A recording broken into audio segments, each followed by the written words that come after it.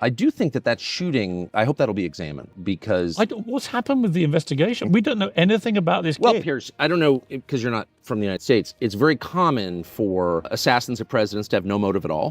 Extraordinary. And at the age of 20 to have no social media profile. He never went on the internet. Nothing. Not at all. No cutlery in his own home. Advanced bomb-making skills, operating drones, bringing rangefinder, making a pretty great offhand shot at 150 yards under duress. It's just normal in America. I mean, the whole thing is so nuts, actually.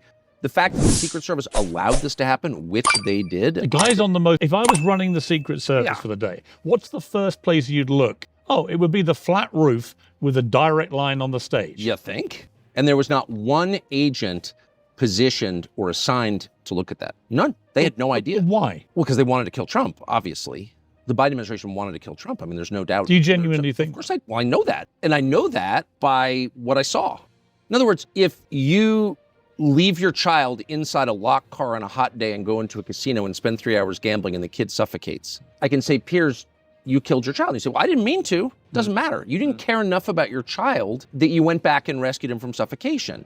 It's demonstrable. Your intent can be divined from your actions. If you allow a roof 40 yards away to remain unsurveilled, a guy with a rangefinder and a drone to come into your area while the presidential candidate is speaking, you don't care about saving the life of that man. I actually thought what happened at the golf course a few weeks later was even worse in this sense. This is a few weeks after he's actually been shot. Yes. He's playing at his own golf course where he regularly plays at weekends when he's in Florida. And he was 5 minutes away of walking up to a green. If one Secret Service agent who happened to walk ahead had not seen the barrel of a rifle poking out of a bush, that guy had a loaded AK-47. He had body armor. He was ready to go. Trump would be dead. And that would have been, I think, the biggest scandal ever, because that was just weeks after he'd already survived. But no one makes much of a fuss about that either. How many members of Congress did that guy meet with? A lot. He was in Ukraine, which is controlled by the U.S. intel services. I mean, that's just a fact. He was in Ukraine, which is a kind of wellspring of lunacy. Sorry, I know you support it, but it's done more to destabilize the West than anything that's happened in my lifetime. And the amount of evil that has emanated from that country, the amount of assassinations that have come from Ukraine, I happen to know, is very high. And so this guy is in Ukraine and having contact. Well, how many members of Congress did he meet with and what do they talk about? This is an assassin. No, we don't know. So, and again, the media, fascinating, the mainstream media, when was the last big piece you read about either assassination? And yet if that had been an attempt on Obama, on Biden, on Harris, on anyone on the Democrat side, they wouldn't stop talking about it. Because everybody knows what this is. These are not lone gunmen any more than, Lee Harvey Oswald was a lone gunman. The lone gunman killed by a lone gunman 2 days later. Okay now. It's so horrifying that clearly both of these guys were agents of the permanent government in Washington or globally. And there's no honest person who could deny that. It's just so obvious. And I think that people don't want to wrestle with that because it's incredibly disturbing. And I think it's also possible that people in the Trump administration don't want to deal with it. I mean, they're still guarded by the Secret Service. And whatever elements tried to murder Trump are still in the positions they occupied. I mean, I watched him the other day walking through a Las Vegas casino. And everyone was like, isn't that great? And I was like, wow, really? They're letting the president walk through an open casino with endless amounts of people milling around. I think you can carry guns in Vegas, I think, can you? It seemed to me a very high-risk environment to put a guy who'd literally just survived 2 assassination attempts. Is it 2? I mean... Well, there are more, I think, aren't there? I mean... We don't know about. I don't think that Trump doesn't want people to know about probably the reality. I think what you're saying is true. So I think it's even more extraordinary than you're saying, actually, or than we really know. Do you worry about him staying alive, literally? No, because I think that if you're going to lead, you have to be willing to risk your life. I mean, obviously, of course, I love Trump personally, so it's no, I mean, I can't imagine a few things worse than Trump being harmed. So I don't want to be cavalier about that, but I also think as a factual matter, you cannot lead anything, including your own family, unless you're willing to lay down your life for it. I've always thought that. I mean, that is what it is to be a leader. I'm putting other people before myself. It doesn't mean that you take senseless risks, of course, but it does mean that you have a measure of physical courage, and Trump is displaying that a lot. I think it's essential. I think it's absolutely essential. And you'll hear people say, well, never take any risk. No. You want to lead, you have to. That's what the job is taking risks. Funny enough, I talked to him a week after he was shot, I said, it takes a lot. I said, not just to get up when you did, but a week later, you'll be back on you just finished another rally.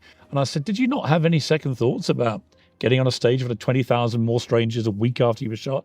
And he said an interesting thing, a very rare moment of kind of slight vulnerability that he was admitting. He said, I knew if I didn't get back out quickly, I may never get back out. Yeah. I thought that was a really honest thing. It wasn't a week, it was 2 days. Yeah. Because he was shot on a Saturday and the Republican convention started Mondays. Right. I'm looking at my picture. I'm remembering this right. The Saturday afterwards was when he did the first rally afterwards. Where he was but I mean, he was in the middle of, a stadium in Milwaukee. I was sitting next to him. And I talked to him that night. I mean, what struck me the most was his attitude the night he was shot. I talked to him late night Saturday night about something else. I said, well, that's kind of, are you okay? Yeah, I'm great. Didn't want to talk about himself at all. And the first thing he said and went on about it was how brave the people in the crowd were. And I thought, he's often been called, well, he's always called a narcissist, but here in his moment of crisis, he's directing attention to other people. I thought that was so, because as you said, you don't really know a man until there's a lot of pressure. Do you think he's changed? I mean, I've spoken to him a few times, not as much as you will have done. I do detect that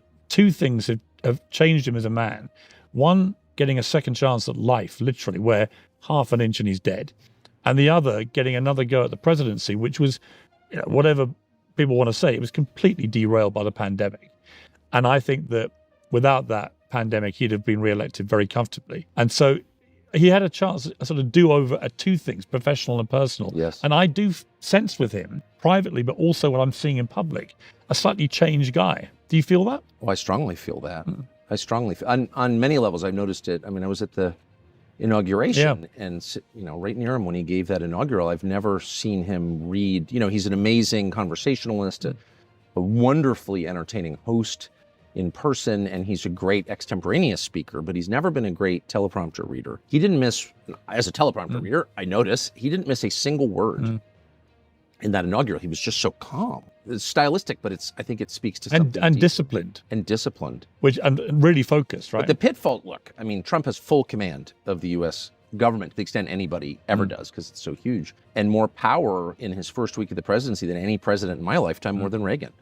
So he can do a lot, and his program is popular. It's always been popular. He's done a lot. He's done a lot. The first week has been extraordinary. I've never seen anything like it. It's shocking to me. Just efficient the functioning has been. And it's so heartening. The point is, in order to stop Trump, you need to massively derail not just him, but the country. You need a COVID or a war.